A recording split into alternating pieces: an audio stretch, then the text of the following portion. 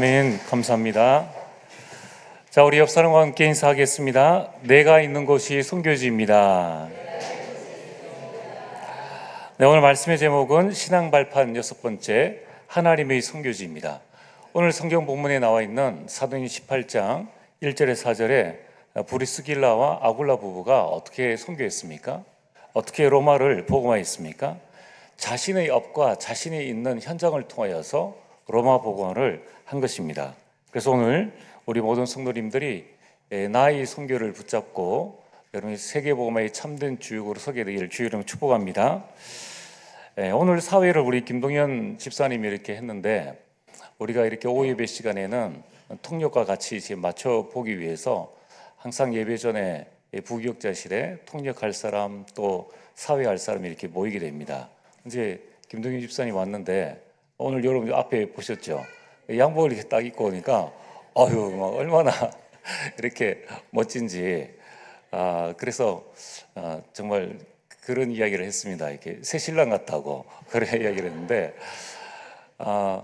여러분 우리가 주님 앞에 이렇게 설 때에 또 준비된 모습으로 이렇게 서는 모습들이 참 귀하고, 또 우리 동생 되어지는 김동민 집사가 또 앞에서 찬양대 지휘를 이렇게 하니까 참 모델 되어지는 가문이다 하는 생각이 듭니다.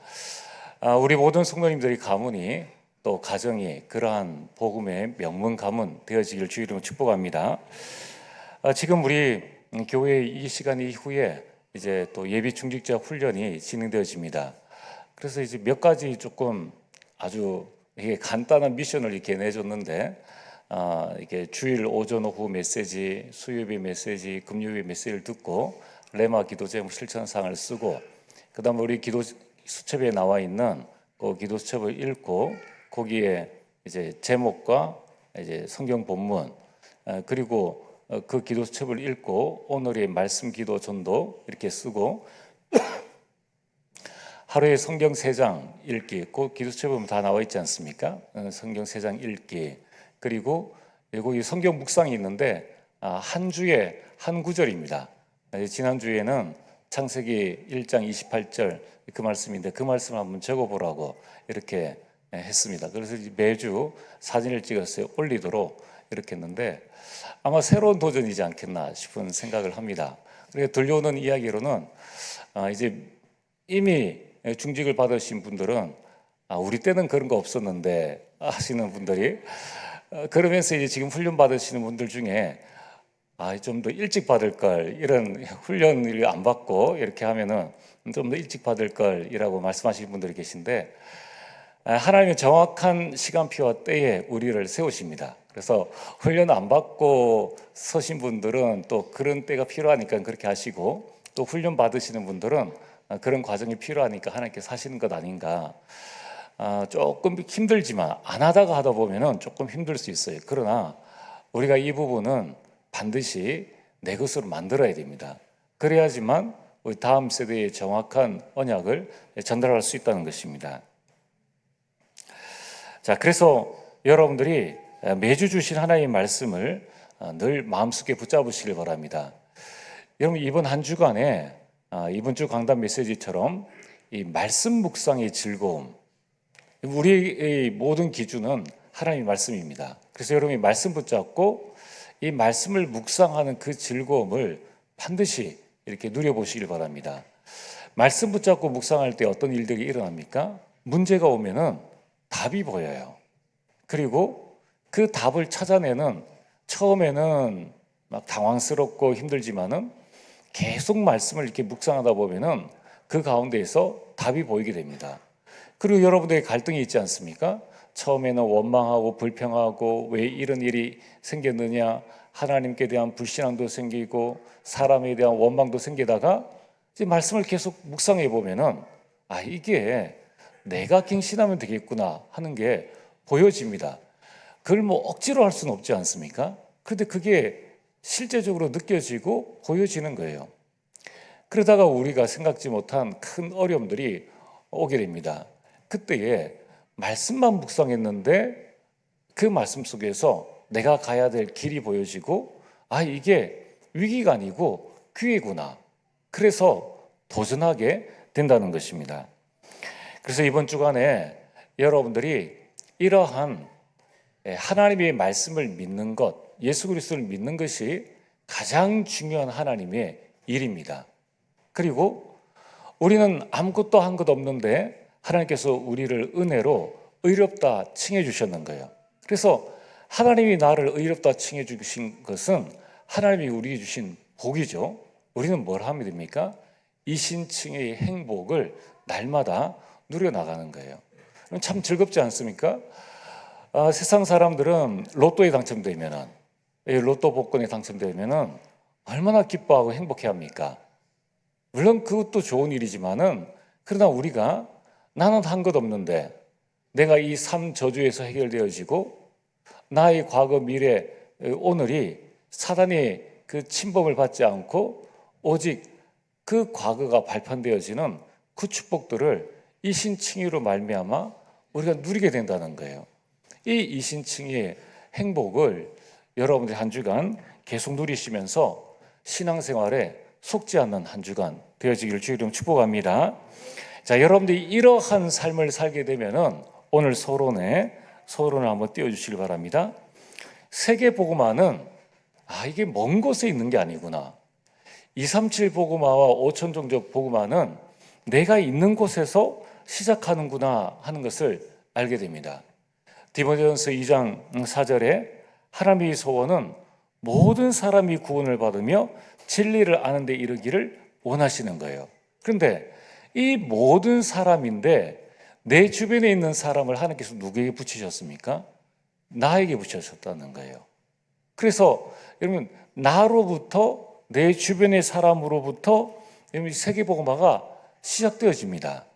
그러면서 마태복음 4장 19절에 예수님은 다른 방법이 아니라 나를 따라오너라 라고 말씀하셨는 거예요. 예수님이 보내신 그 현장이 이미 선교지입니다. 여러분 이미 그곳에 가 계신다는 거예요. 그래서 베드로전서 2장 9절 우리에게 선교할 수 있는 또 전도할 수 있는 신분과 사명을 주셨죠. 왕 같은 제사장으로 그의 아름다운 덕을 선포할 수 있는 대사로 하나님께서 우리를 불러주신 것입니다. 자, 그러면은 이미 하나님께서 우리 인생의 모든 바탕, 발판을 다 깔아두셨어요. 우리는 뭐만 하면 됩니까? 하나님의 길은 믿는 것이다. 무엇을 믿으면 됩니까? 하나님의 절대 주권을 믿으면 된다는 겁니다. 형들에게 팔려서 애굽에 가든지 부모가 나일강에 띄우든지 아니면 하나님이 불러서 로마에 가든지 여러분 나를 부르신 이는 하나님이십니다. 나를 그곳에 보내신 이도 하나님이시라는 거예요. 방법이 달라서 그렇지 하나님께서 나를 부르시고 하나님께서 지금 나를 여러분들의 현장으로 보내셨다는 것입니다. 그래서 요셉이 고백하지 않습니까? 창세기 45장 5절에서 8절에 당신들이 나를 이곳에 팔았다고 해서 근심하지 마소서, 한탄하지 마소서. 하나님께서 이 생명을 구원하시려고 나를 당신들보다 먼저 보내셨나이다. 이 하나님이 절대 주권을 믿는 요셉의 고백입니다. 자, 그렇다면은 오늘 저와 여러분들이 하나님 왜 많고 많은 가정 중에 우리 가정에 또 우리 직장에 지금 이 학교에 하나님 여기에 나를 보내셨습니까? 하나님은 실수하시는 분이 아니십니다. 여러분이 가야 할 곳에 여러분을 보내셨어요. 여러분이 그 현장이 여러분이 있어야 할 곳입니다. 나를 필요로 한 곳이 바로 그 현장이라는 거예요. 그래서 이 가정에 내가 필요하니까 하나님께서 나를 보내셨구나. 우리 교회에 내가 필요하니까 하나님께서 나를 보내셨구나. 자, 그렇다면은 이 관점으로 나를 보시고 이 관점으로 우리 성도들을 보신다면은 어느 누구 한 사람 흠 있는 사람이 없습니다. 어느 누구 한 사람 부족한 사람이 없는 거예요. 다 하나님께서 우리 교회를 쓰시려고 이 사람 저 사람 다 하나님께서 불러 모으신 거예요. 자, 그러면은 그곳에서 우리는 뭘 하면 됩니까? 하나님의 절대 계획을 찾으면 됩니다. 하나님의 절대 계획이 있기 때문에 요한복음 9장 1절에서 3절에 그 맹인되어진 것도 하나님이 하시는 일을 나타내고자 함이라고 말씀하셨습니다. 여러분, 우리에게 원치 않은 일이 생기면 처음에는 원망하게 되죠. 그 대표적인 사람이 크로스비였습니다. 자신이 원하지 않았는데 그는 이 실수로 이 맹인이 되어졌습니다. 그러니까 얼마나 답답합니까? 눈을 뜨게 해달라고 기도를 했습니다. 그러나 그 하나님의 절대 계획을 발견하고 난 다음에는 안 보여도 좋다고 했습니다. 이유는 이런 찬송가 384장에 나의 갈 길을 다가도록, 이 찬양을 크로스비가 지은 찬양입니다. 나의 갈 길이 다가도록 예수 인도하시니, 예수님께서 나를 인도하시니까 예수님은 눈뜬 자도 인도하시고 눈먼 자도 인도하시기 때문에 예수님의 인도는 정확하다는 거예요. 그래서 내 주 안에 있는 그 긍휼하심을 내가 어떻게 의심하리요? 그래서 오늘 여러분들이 하나님의 절대 계획을 발견하면 됩니다. 하나님의 절대 계획을 발견한 에스더는 죽으면 죽으리라. 여러분, 이게 인간의 힘으로 할 수 있는 게 아니지 않습니까? 사람은 다 죽음을 피하려고 합니다. 또 원치 않는 죽음은 더욱더 싫어하죠. 그러나 하나님이 절대 계획을 발견했으니까 이 에스더는 그 연약한 여자의 몸으로 뭐라고 말하는가 하면 내가 죽을 때가 되면 죽겠다라는 그 각오를 한 것입니다. 자, 세 번째는 이러한 하나님의 절대 주권과 절대 계획을 우리가 어떻게 이룰 수 있느냐. 그럼 지금 전 세계 경제가 참 힘들고 어렵습니다. 그러다 보니까 그 세계 경제 가운데에 우리 한국 경제도 똑같이 어려움 속에 있는 것이죠. 그 발단이 뭐냐면은 우크라이나와 러시아의 전쟁이었습니다. 근데 여러분들 잘 보면은 우크라이나하고 러시아는 사실 게임이 안 됩니다. 뭐 얼마든지 러시아가 우크라이나를 금방 장악할 수 있는데 왜 이 부분이 안 되십니까? 미국이 계속 무기를 지원해 주는 거예요. 그리고 경제를 지원해 주는 겁니다. 전쟁 무기와 물자를 대주니까 이거 곧 망할 것 같은데, 밀려날 것 같은데 밀려나지 않고 계속적으로 이기는 것입니다. 여러분들이 있는 현장은 영적인 눈으로 가만히 살펴보면 영적인 전쟁터입니다. 여러분, 지금 내일 여러분이 직장에 가면은 믿지 않는 동료가 그 가운데 어떤 사람은 갓바위 가서 밤새도록 지극정성으로 빌다가 온 사람도 있을 것이고, 악몽에 시달리다가 온 사람도 있을 것이고, 정신병으로 큰 어려움을 당하다가 온 사람도 있다는 거예요. 학교에도 동일하게 이런 사람들이 있다는 것입니다. 그렇다면은 이러한 눈에 보이지 않는 영적 전쟁터에서 우리가 어떻게 하면 승리할 수 있는가? 저 미국이 우크라이나에 이 무기를 공급해 준 것처럼 하나님께서 우리에게 반드시 이길 수 있는 무기를 공급해 주시겠다고 약속하셨습니다. 그게 바로 성령 충만입니다. 여러분, 성령 충만할 때에 내 안에 있는 하나님의 형상이 회복되어지고 하나님의 생기가 우리 영혼 속에 또 우리 육신 속에 힘을 얻게 되고 에덴의 축복들을 누리게 되는 것입니다. 그래서 사도행전 1장 8절에 오직 성령이 너희에게 임하시면, 이제 우리는 하나님의 절대 주권 이것을 붙잡고 하나님의 절대 계획을 발견했다면은 이제 뭐만 하면 됩니까? 하나님의 일은 믿는 것이에요. 그래서 우리는 내가 있는 현장에 하나님이 망대를 세우면 됩니다. 하나님께서 이 현장에 역사하여 주옵소서. 여러분, 믿고 여러분이 기도할 때에 하나님의 역사가 일어나는 것입니다. 그래서 여러분들이 하나님이 절대 망대를 세우고 그 안에 내가 하나님과 소통할 수 있는 안테나를, 기도의 안테나를 늘 세우시고, 그리고 여러분들이 기도로 내 현장을 파수할 수 있는, 지킬 수 있는 파수대를 세우시고, 또 모든 사람이 다 와서 말씀을 들을 수 있는 내가 플랫폼이 되어지는 거예요. 그래서 좀 더 우리가 배려하고 이해하고 수용하는 그런 플랫폼을 만들면은 싫어할 사람이 어디 있겠습니까? 다 좋아한다는 거예요. 자, 그럼 오늘 본론입니다. 오늘 여러분들이 이 세상 살아가는 동안에 이 한 가지 사실, 내가 처한 곳이 선교지다, 여기에 하나님께서 나를 보내셨다라는 사실만 여러분 확인하고 이 사실을 붙잡고 있으면 반드시 여러분들이 승리하게 되어 있습니다. 그래서 오늘 본론 첫 번째로 가장 중요한 것이 나 자신이 가장 중요한 선교지라는 거예요. 여러분, 내가 살면 다 살릴 수 있습니다. 우리는 때로는 이런 원망을 합니다. 세상이 왜 이래? 라고 합니다. 여러분, 세상은 창세기 3장 이후로 바뀐 게 하나도 없습니다. 똑같이 나 중심, 물질 중심, 성공 중심으로 돌아가고 있으며 자연은 똑같다는 거예요. 세상이 왜 이래? 라는 것은 내 영적 상태에 따라서 달라 보인다는 것입니다. 내가 은혜 받으면은 정말 초가삼간도 궁궐같이 보이고, 내가 이 은혜를 잃어버리면은 교회 와서도 그냥 시험 드는 거예요. 그래서 여러분들, 우리에게 가장 중요한 것은 나 자신을 살리는 것입니다. 그러면은 오늘 여러분들이 나에 대한 확신이 있어야 됩니다. 내가 나에 대한 확신을 말씀을 통하여서 가지고 있어야 된다는 거예요. 제가 우리 가정에 가정 망대를 할 때에 우리 집에 있는 1, 2, 3번 렘넌트들에게 물어봤습니다. 구원에 대한 확신이 있느냐?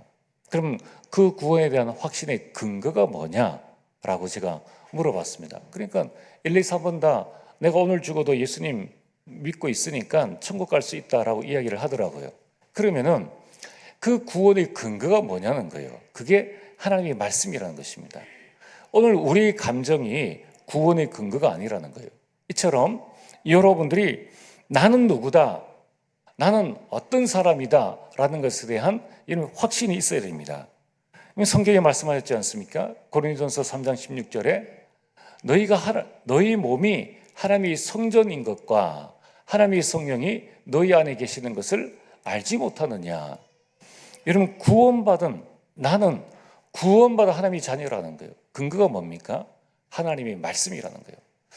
저는 교회를 초등학교 4학년 때 이렇게 다녔지만은 제가 구원에 대한 확신을 가진 것은 중학교 2학년 때입니다. 그때 교회 수련회를 이렇게 쭉 가면서 그냥 교회 수련회 때예요.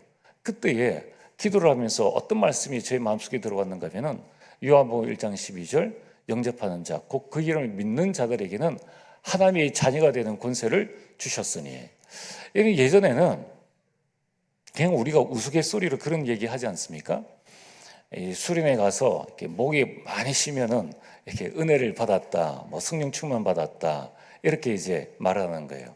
그러니까 이제 우리 친구들끼리, 그때 이제 우리 동기들이 좀 많이 있었단 말이에요. 뭔가 은혜 받은 표를 좀 내야 되고 거룩한 표를 내야 되니까 그렇게 안 해도 되는데, 찬송 부를 때 막 고함을 지르면서 하고, 기도를 할 때에도 막 소리를 막 고래고래 지르면서 그렇게 해서 그 다음날 이제 일어나잖아요. 일어나면은 서로 목소리를 확인해 봅니다. 그러면서 이제 저 목소리 같이 감기 들린 목소리인데 이런 컬컬한 목소리가 나면은, 야, 니 어제 은혜 많이 받은 모양이다, 이제 이렇게 말을 하는 거예요. 우리 신앙생활의 근거가 말씀이 아니라 이런 행위적인 부분이 참 많다는 겁니다. 물론 그 말씀을 근거해서 우리 행위가 나오는 것도 있는데 사단은 이걸 잘 건드린다는 겁니다.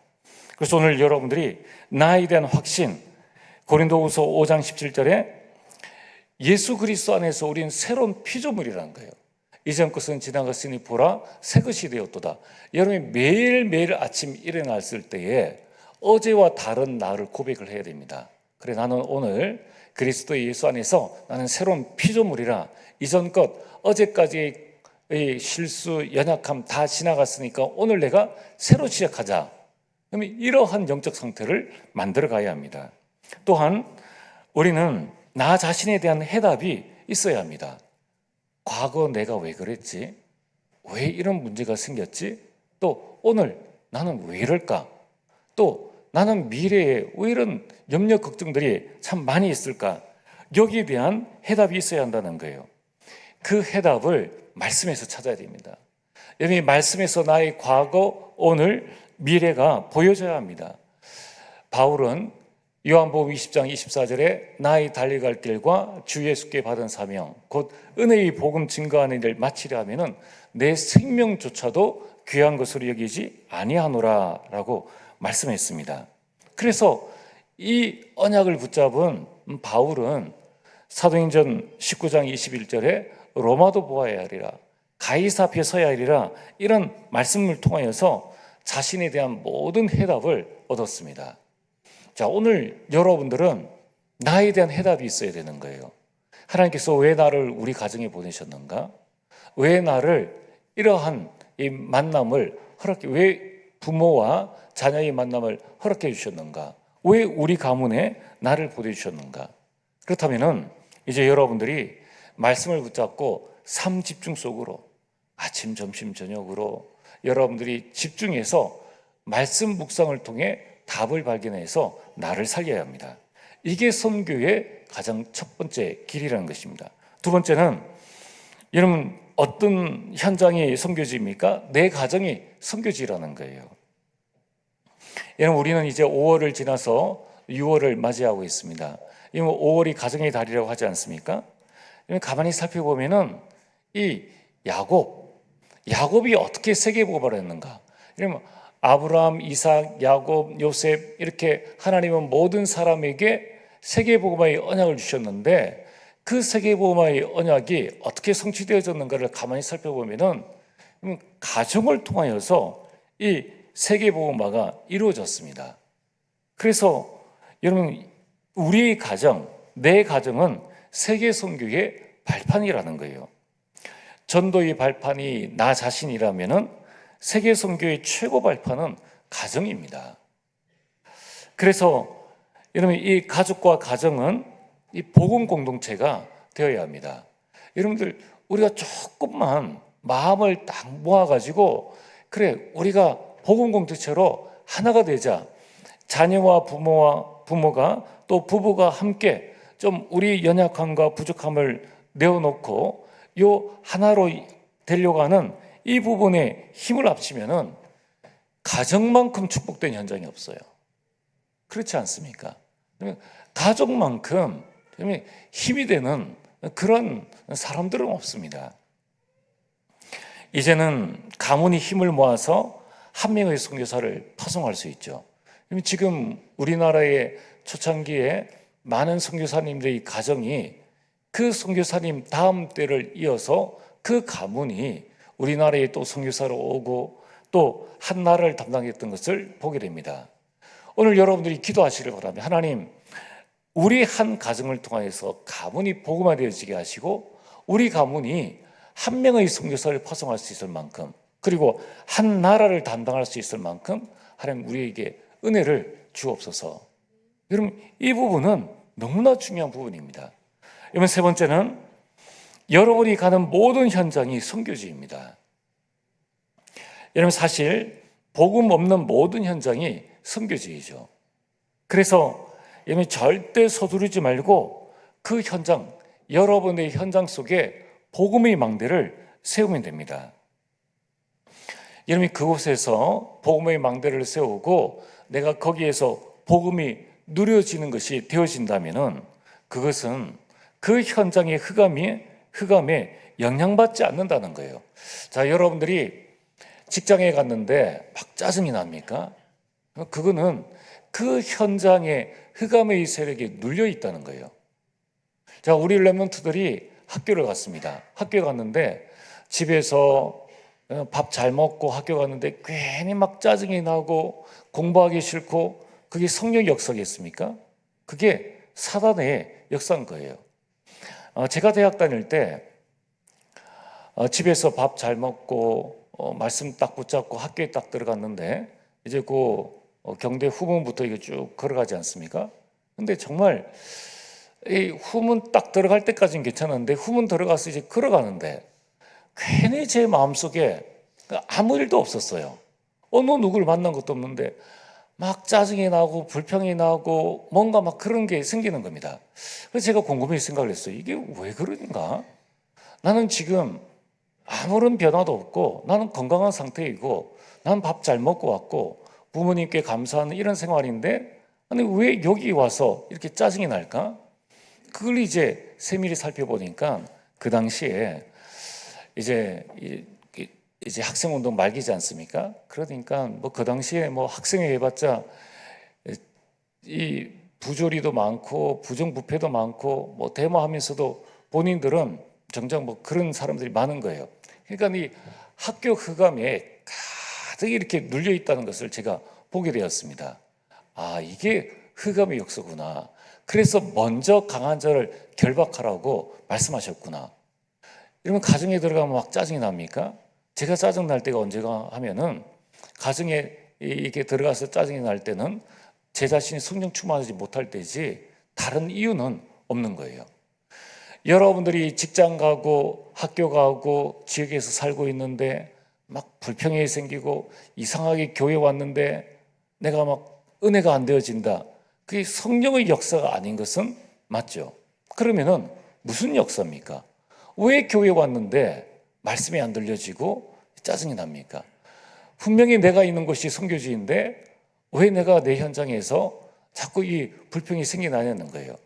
그래서 여러분들이 복음의 망대를 세우고 거기에서 내가 복음의 즐거움들을 누려나가면은 흑암설이 꺾여진 거예요. 그러면 그 현장에 있는 사람들을 여러분들이 살릴 수가 있다는 것입니다. 그래서 여러분들이 이 복음의 망대를 세울 때에 복음을 누리게 되고 인생의 중요한 답을 매번 찾아 나갑니다. 자, 똑같은 현장에서 직장 현장에서 나와 비슷한 사람들이 직장 생활하는데 어떤 사람은 인생이 고달픈데 나는 인생의 답을 찾아 나가는 거예요. 보디발이 볼 때는 직급은 내가 높은데 이 노예된 요셉에게는 무언가 즐거움이 있는 겁니다. 그 답을 전달하는 거예요. 그게 바로 어느 날 사건을 통하여서 전도와 선교의 문이 열리게 되는 겁니다.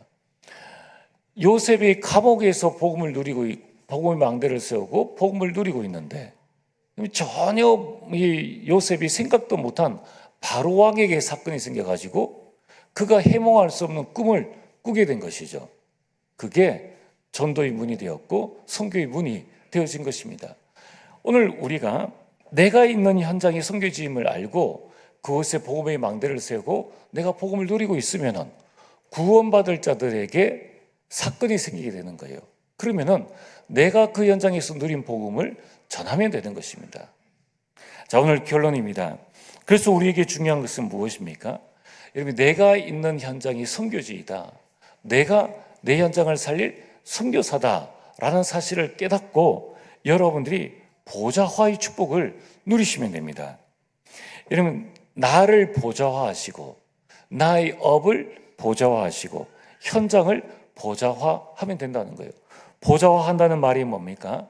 하나님의 나라가 임하도록 여러분들이 기도하면서 만들어 나간다는 거예요. 하나님의 나라가 임하도록 기도한다는 것입니다.